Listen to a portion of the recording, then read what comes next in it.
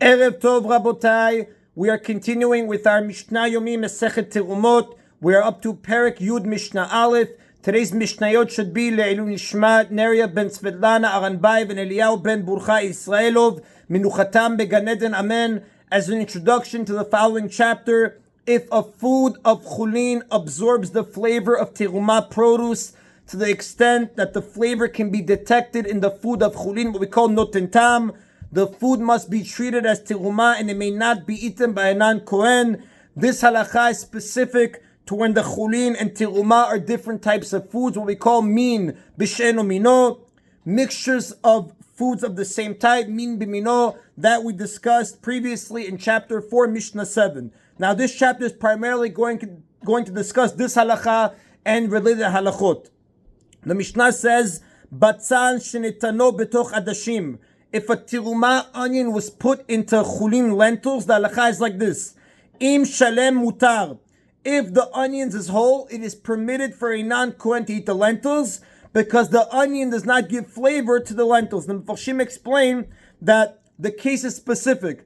The lentils were cooked to the point that they released all of their moisture and then the onions were added. The lentil caused the outer peel of the onion to shrink and harden, preventing the onion from releasing its flavors. That's how the Rav explains it. However, if the onion was put in while the lentils were still cooking, the lentils do not prevent the onion from releasing its flavor, and therefore if the taste of the onion can be detected in the lentils are forbidden to a non-Kohen. So the Mishnah was speaking about a specific case.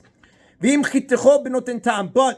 the onion was cut before putting it into the lentils are forbidden to a non-Kohen if the flavor of the onion can be detected in the lentils, like we said, benoten tam. Therefore, the lentils have to be tasted by a Kohen who is allowed to eat the lentils even if they have the flavor of the terumah onion.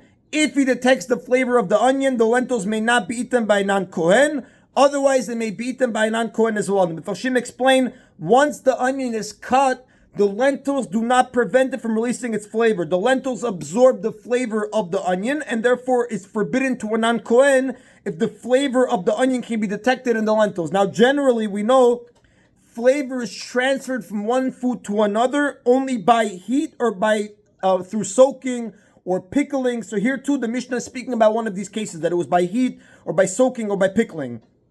The Mishnah now is going to discuss the law of other terumah vegetables that were put into a pot of lentils. Ushal kol tafshil, but regarding any other cooked food, meaning if any other terumah vegetable like garlic or leek was placed in a pot of chulin lentils, ben shalem, ben mechutach, benoten tam. The halakha is whether the vegetable was whole or cut, the lentils are forbidden to a non-Kohen if the flavor of the vegetable can be detected in the lentils. And the reason for this is because only onions do not give flavor when cooked with the lentils when it was whole. Other vegetables, however, do give flavor when cooked with lentils, and therefore the lentils must be tasted by a Kohen to see if they absorb the taste of terumah vegetable. If they did, they are forbidden to a non-Kohen, and if they did not, they are mutar to a non-Kohen. Now, generally, foods other than lentils do not prevent an onion from giving off flavor. Therefore, if any other vegetable or food is cooked with a terumah onion, they become prohibited to a non-Kohen. So the Mishnah now is going to cite the opinion of a Tana who holds that there is a type of food that does not become prohibited when combined with a terumah onion. Rabbi Yehuda matir b'tzachana.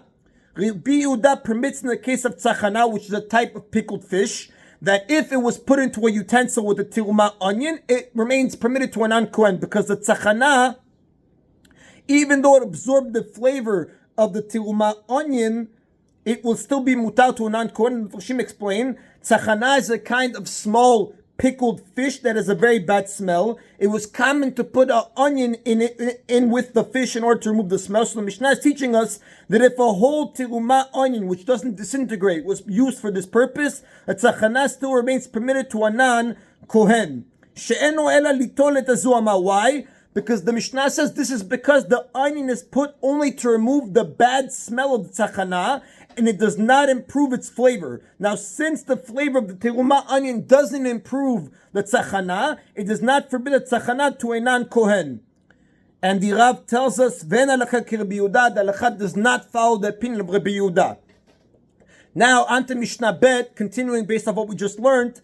if terumah became mixed into chulin and the taste of the terumah can be detected in the mixture is forbidden to a non-Kohen. So the Mishnah now is going to cite another case where the mixture is forbidden, and it will note an exception to the rule. If an apple of terumah was crushed and placed into a dough of chulin, and the apple caused the dough to leaven, like Mefarshim explain, when fruit like crushed apples or their juice are mixed into dough, they can cause the dough to rise.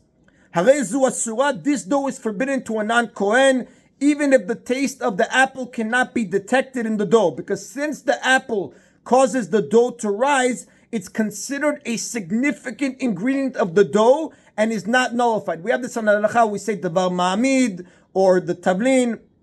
Therefore, a non-Kohen may not eat it. And the Mishnah brings a case now where the taste of terumah does not prohibit the mixture. If barley of terumah fell into a pit of water, even though the water absorbed so much of the taste of the barley that it became spoiled because of the barley flavor, and the Mefarshim explain the barley soaked in the water until its natural moisture drained out and it gave flavor to the water.